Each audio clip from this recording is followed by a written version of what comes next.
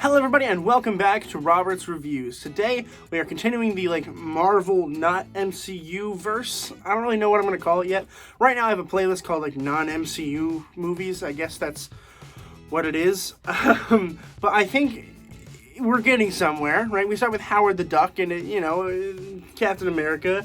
And we got a little bit of an uptick in at least quality here. So today we're going to be talking about Blade.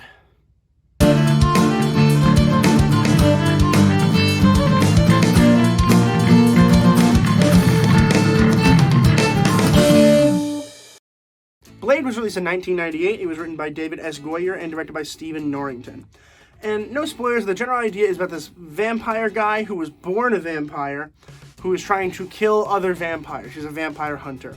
And he befriends this nurse lady who is helping him develop new weapons, and I think in the future may help develop this kind of weird serum that keeps him from being a full-fledged vampire. I don't really understand a lot of it. There's two different kinds of vampires, apparently. There's vampires who are born a vampire, and vampires who were not born a vampire. And they're different, but they don't really tell us how. We know that Blade himself, he has, the vampire powers, but isn't, he doesn't have the negatives. He can go outside during the daytime and all that stuff. And he's immune to silver and all that stuff. Cool, but also, why? It doesn't really tell us why. I'm hoping in the future we talk about it a little bit more.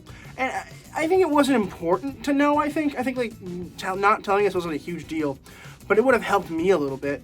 I think having a little bit more of an origin story would have been nice. We did talk about it, but we didn't see it. I want to see the origin story, which I think we'll actually get some of in the new Blade that's coming out for the MCU, because they do like to do their origin stories, and I think they will actually have one. I want to see how he becomes a vampire hunter. I don't want a vampire hunter. I want to see how he becomes one.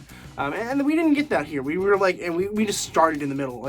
We saw how he was born, and then it was and he's killing vampires. And it's yeah, but why? Which brings me to my thought for why it's in the MCU, which scares me a little bit, is I don't see him being a huge part of the MCU. He's a vampire hunter. Besides being able to kill vampires very well, he doesn't have a whole lot of special powers. He can walk around outside, and he's immune to silver. He can eat garlic, and it's yeah, so can Tony Stark. I don't see how he's going to add a whole lot to the whole Avengers scene. So I am, mildly curious to see what they do with that in terms of the MCU. There might be vampires involved, considering Morbius is coming out, which technically is MCU, but also might be considered MCU. We haven't really found out yet. It's complicated. It probably has to do with the multiverse. But then if there are vampires there, that'd be kind of cool. I can see how that could, cross over. We have a Morbius movie, a Blade movie, and then both would be kind of cool. But I don't see how it's going to work in the MCU. I don't see how this character is going to work. That being said, I did like Wesley Snipes as the character. I think he was fine. Besides the things that were not his fault, which I think was the writing, which is awful. I think the writing for this film was really, really bad. It was super cheesy. There weren't a whole lot of lines, honestly. The dialogue was very kept minimum, and it was direct to the point. I like that. The pacing was very nice. Went from point. It worked very well. I like that.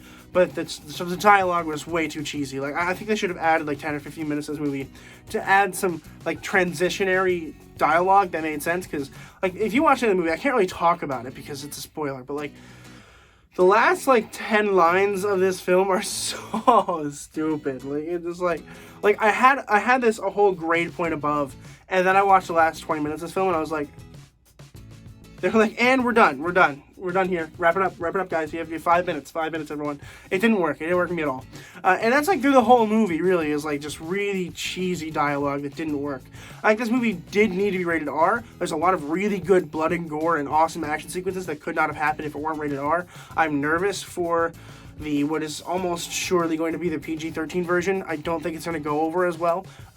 Maybe I'm wrong. I don't know. I hope I'm wrong. I hope it's good. But this one just didn't really quite do it for me. A lot of it had to do with the writing. The directing was very good. I had a lot of fun, watching all these things. The action was good. I actually liked the camera tilts that they did and the camera shakes. They made sense in terms of where they were put. I just don't quite understand Blade as a character yet. I think that maybe by the second one, maybe by the third one, we'll understand more about what he can do, what makes him actually special instead of just another vampire, except he can walk outside. That doesn't seem like a big deal to me. It's like the Punisher. It's he's equal to the Punisher, except less badass. So it's I don't see how it works together yet. And it's a little frustrating, if I'm being honest, but you know, I hope that it does get better. I think it will get better. I think there's a good chance it gets better, but I'm not seeing the progress yet from just the first film, which makes sense because I've only seen the first film. But I'm going to go ahead and give Blade a C-.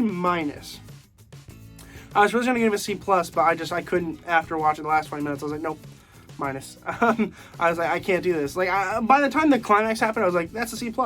That's pretty good. That's not, it's like a reasonable movie, which is, C+ is like middle of the road.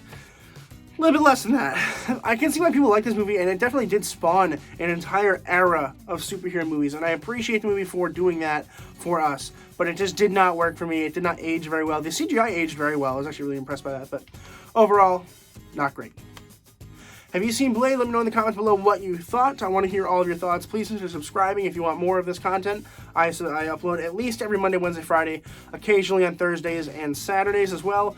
And Fridays, I do like 4 or 5 videos, depending on how many new releases I get to. So definitely consider subscribing to see all of those. And as always, keep watching movies and television, stay educated, and I'll see you guys in the next video.